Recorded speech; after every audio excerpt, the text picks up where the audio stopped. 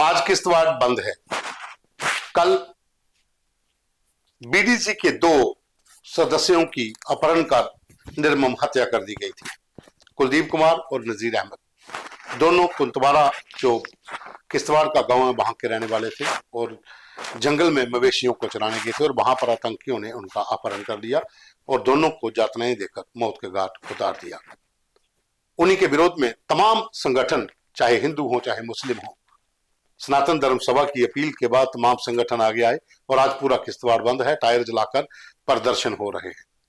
लेकिन दूसरी ओर जम्मू कश्मीर विधानसभा में भारतीय जनता पार्टी के 28 विधायक बैठे हुए हैं।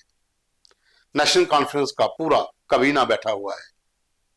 विपक्षी पार्टियां, अगर मैं बात करूं, विपक्षी बीजेपी भी है, पीडीपी या दूसरे लोग भी हैं, लेकिन किसी ने भी एक शब्द इनके बारे में नहीं बोला सिवाय मोहम्मद यूसुफ तारागामी। क्योंकि बुजुर्ग हैं तो बुजुर्ग जो होते हैं वो घर के अंदर सबसे बड़े होते हैं और उनको पता है कि कब क्या करना होता है और उनकी राय लेना भी बड़ा जरूरी होता है। शायद इन सभी लोगों ने उनकी राय नहीं ली, लेकिन अकेले उन्होंने ही किश्तवाड़ किलिंग के ऊपर हाउस के अंदर बात की, बाकी सब खामोश थे। मेरे साथ मेरे एग्जीक्यूटिव एडिटर दीपक खजूरिया हैं। दीपक, आखिर क्या वजह है कि खामोशी क्यों, भाजपा की भी और एनसी की भी? साफ सी बात है पवन जी की पहले सबसे बड़ी बात, सबसे पहले तो हम भी निंदा करते हैं इस घटना की। बहुत ही निर्मम हत्या की गई, आंखें बांधकर उनकी जिस तरह से निर्मम हत्या की गई है, जो शव है वो देखकर ही मन जो है वो विचलित होता है। मगर बड़ी बात यह है कि आज किश्तवाड़ बंद हुआ है बहुत देर बाद और कारण आतंक जो है वही है। लगातार मुझे याद है 2013 में जब जम्मू कश्मीर में उस समय नेशनल कॉन्फ्रेंस और कांग्रेस की ही सरकार थी, बीजेपी तब भी ऑपोजिशन में थी, 11 विधायक थे और अशोक खजूरिया बीजेपी के जो है वो लीडर हुआ करते थे हाउस के अंदर। पहले जवाहरलाल गुप्ता थे, फिर अशोक खजूरिया रहे। जम्मू एयरपोर्ट पर प्रोटेस्ट करने ये लोग सभी बैठ गए कि हमारे बड़े नेताओं को, अरुण जेटली दिल्ली से आ रहे थे किश्तवाड़ जाने के लिए, उनको नहीं जाने दिया गया, तो ये वहां बैठ गए। और रविंदर रैना जो अभी अभी अध्यक्ष पद से हटे हैं, ये युवा मोर्चा के प्रधान हुआ करते थे जम्मू कश्मीर के, वो प्रोटेस्ट के शॉर्ट्स भी मेरे पास हैं। जबरदस्त प्रोटेस्ट इन्होंने किया और फिर ये यहाँ से किश्तवाड़ के लिए निकले, रास्ते में इनको रोका गया, बहुत बीजेपी ने धमाल मचाया। बीजेपी के 11 विधायक थे उस समय। आज बीजेपी के पास 28 विधायक हैं। किश्तवाड़ से दोनों विधायक बीजेपी के हैं, पाडर नागसैनी से भी और किश्तवाड़ से भी। और इंदरवल से जो है विधायक वो प्यारेलाल हैं, इंडिपेंडेंट तौर पे जीते हैं। ना ही प्यारेलाल ने जिक्र किया इस घटना का, ना ही सुनील कुमार शर्मा ने किया जो लीडर ऑफ ऑपोजिशन भी हैं, और ना ही शगुन परिहार ने किया। तो बेहद निंदनीय बात यह भी है कि कहीं ना कहीं हाउस के अंदर आप उस 370 की बात कर रहे हैं जो जमीन के नीचे दफन हो चुकी है, आप उसके ऊपर प्रोटेस्ट कर रहे हैं। आप इस घटना को लेकर कोई शब्द नहीं किसी ने कहे, कोई घटना, आपको यह पता है कि वीडीजी के लिए आपकी ही बीजेपी ने कितना प्रोटेस्ट किया हुआ है। आप ही की सरकार ने वीडीसी बनाई, फिर वीडीजी बनाई। आप लोगों ने कहा कि ये लोकल लोग जो हैं ये आतंकवाद के खिलाफ खड़े होंगे, इनके साथ जो है सरकार को आना चाहिए।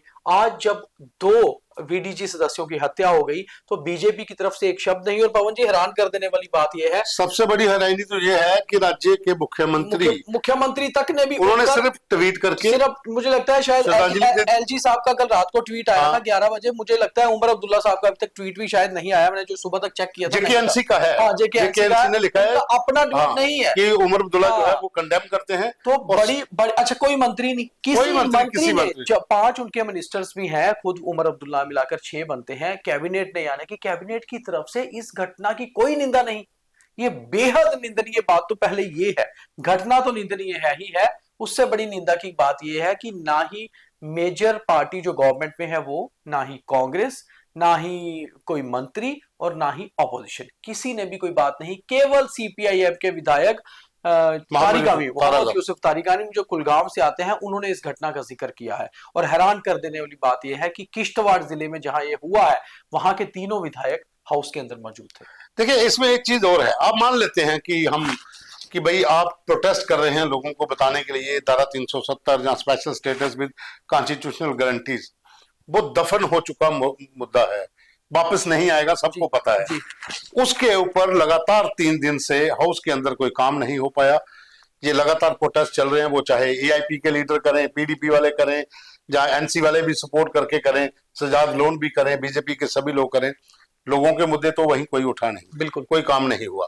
और आज तो सबसे बड़ी एक घटना जो थी कि इसके ऊपर बीजेपी ने तो चलो बोला ही नहीं, नेशनल कॉन्फ्रेंस की तरफ से भी किसी भी व्यक्ति ने, विधायक ने, मंत्री ने कोई श्रद्धांजलि नहीं, कोई इस घटना को लेकर बात नहीं की।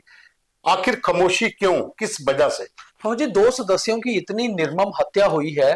कभी ये जम्मू कश्मीर स्टेट होती और होम डिपार्टमेंट मुख्यमंत्री के पास होता तो मुझे लगता है शायद आज जम्मू बंद की कॉल होती। हाँ, और अब दूसरी बात यह है कि ठीक है, मैं कहता हूं जैसे आपने कहा, ठीक है बीजेपी ऑपोजिशन में है, बीजेपी को तो हम कटघरे में खड़ा कर रहे हैं कि ऑपोजिशन को ये मुद्दा उठाना चाहिए था, मगर सरकार का भी फर्ज बनता था। सरकार के 5 मंत्री हैं, उन मिनिस्टर्स में से मुझे लगता है डिप्टी चीफ मिनिस्टर जो जम्मू रीजन से आते हैं, उन्हें उठकर जैसे उन्होंने उस दिन रेजोल्यूशन पास कराने के लिए आज उठना चाहिए था, सतीश शर्मा को उठना चाहिए था। मंत्री है प्यारेलाल जो वहीं से आते हैं, इंद्रवल से विधायक है, उनको कम से कम उठ के 2 शब्द कहने चाहिए थे कि वाकई में वीडीजी सदस्यों पर हो रहा ये जो हमला हुआ है, और बहुत देर बाद जब से वीडीजी बनी है मुझे लगता है पहली इस तरह की हत्या हुई है वीडीजी मेंबर की। और लगातार अरविंद परिहार जो सनातन धर्म सभा के किश्तवाड़ के प्रधान हैं, उनका सुबह एक मैं बाइट सुन रहा था, उन्होंने साफ तौर पे कहा कि प्रशासन को बताया गया था कि इस एरिया में आतंकी मौजूद हैं।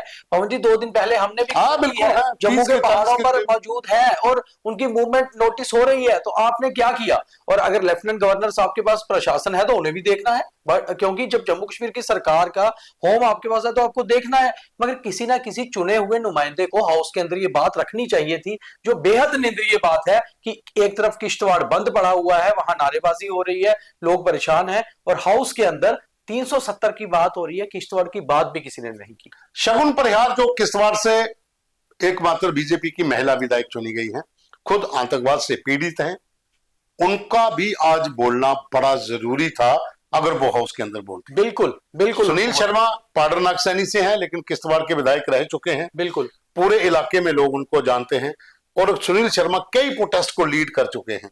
बिल्कुल। ये तो आगे भारतीय जनता पार्टी के 3 लोग या 2 लोग भारतीय जनता पार्टी के जो इस इलाके से, और तीसरा वहां से प्यारेलाल जो इंद्रवाल से। प्यारेलाल के भी मुंह में आज दही जम गया, वो भी कुछ नहीं बोले। कल वो बहुत बयान दे रहे थे, अंदर चला चला कर बोल रहे थे भाजपा के बारे में, लेकिन किश्तवाड़ की किलिंग के ऊपर आज उनकी भी खामोशी थी। काफी जगह पवन जी मैं सुबह से मैसेज देख रहा था, कुछ लोग मैसेज कर रहे थे, वायरल भी हो रहे थे कुछ मैसेज सोशल मीडिया पे। उनका यह भी कहना था कि जम्मू में क्या बीजेपी की कोई आज कॉल है प्रोटेस्ट की, जम्मू शहर में या जम्मू रीजन में? तो जिस तरह आपने परसों पूरे डिस्ट्रिक्ट हेडक्वार्टरों पर 370 को लेकर आज भी 370 पे, आज भी महिला मोर्चा आपका 370 पे, तो किश्तवाड़ पे नहीं, किसी के पास कोई जवाब नहीं था। तो क्या आम आदमी की निर्मम हत्या कहीं मायने नहीं रखती? केवल मुद्दे वही हैं जो आपको कागजों में लेकर जाएं, जो आपको अखबारों की सुर्खियां बनाएं। जो आम आदमी की हत्या हुई जिस तरह से, क्या वीडीजी ग्रुप की हत्या 2 सदस्यों की कहीं मायने नहीं रखती किसी भी चुने हुए नुमाइंदे के लिए? ये बहुत बड़ा सवाल है और हम ये सवाल खड़ा कर रहे हैं। खैर, कैमरे के आगे प्रोटेस्ट करना, कैमरे के आगे धक्का मुक्की होना मीडिया में आता है, सब लोग देखते हैं, और जो चुने हुए नुमाइंदे हैं, जो उनके पीछे लोग हैं जिन्होंने चुनकर भेजा है, उनकी उम्मीदें होती हैं कि हमारे जो विधायक हैं विधानसभा में देखिए किस तरह से गरज रहे हैं। लेकिन ये सवाल हम इसलिए उठा रहे हैं कि गरजिए, लेकिन इस मुद्दे पे ऊपर खामोशी नहीं होनी चाहिए थी। यहां पर भी ऐसी ही गरज चाहिए थी कि कैसे आतंकियों ने वहां पर 2 लोगों की निर्मम हत्या कर दी जो मवेशी चराने गए थे, और खास करके दोनों ही सदस्य जो हैं वो बीडीजी के मेंबर थे, जो हाल ही में जिसका गठन हुआ और जिसका चेहरा जो है भारतीय जनता पार्टी के सर पे बनता है। सवाल तो उठेंगे। अभी के लिए बस इतना ही, धन्यवाद।